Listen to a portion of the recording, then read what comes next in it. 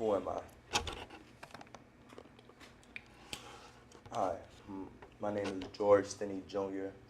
I was born on October 21st, 1927, and I was murdered on June 16, 1944.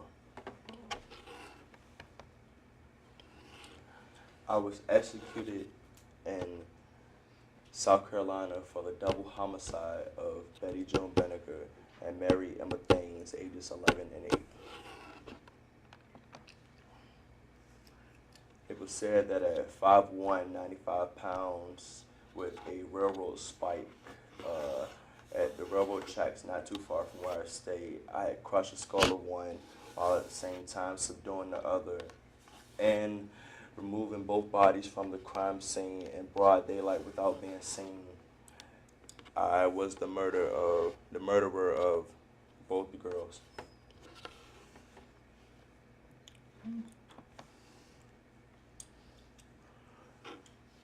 Before any of this was said, I was a part of the group to help find the girls, but when the bodies of the girls were found, I was blamed for the murder of both, and I was the last one to ever see them alive. Before I was lynched, or able to be lynched, I was arrested and taken to jail for the double homicide of Mary Emma Thames and Betty Joan Benniger, ages 11 and 8. After hours of interrogation, I was soon offered ice cream to say that I was the murderer and that I had been the one who had committed the homicide. Being young and not knowing what was going on and scared, I suddenly said that I did it. Shortly after, my father lost his job and my family was run out of town, not being able to be at the trial or any of the dates set for me while I was in jail.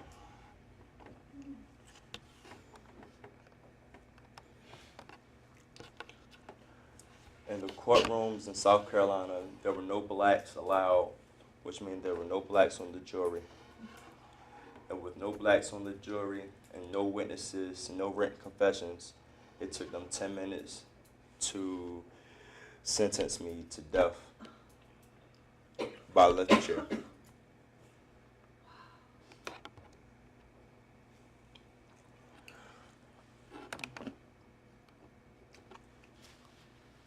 This is pictures of him when he was for me after I was executed. Wow. I sat in jail for 3 days before being executed, and the only thing that I could take with me to the room was my Bible. When I was taken to the chair hours before I was executed, I was not tall enough to reach the electrodes and the straps was falling off my feet. So I was forced to sit on the judicial book and the Bible that I carried to the room to be executed.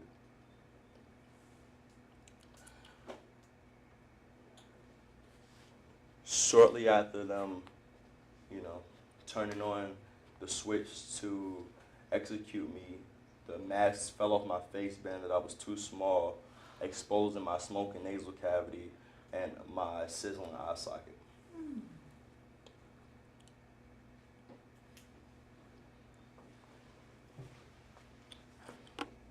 70 years after being executed in South Carolina, it was said that I was given a unfair trial and was given a retrial to help clear my name.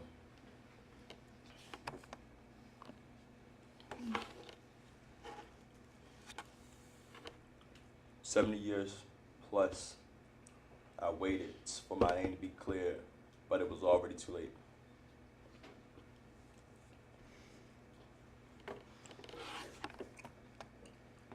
Never forget my name. I'm George Stinney Jr.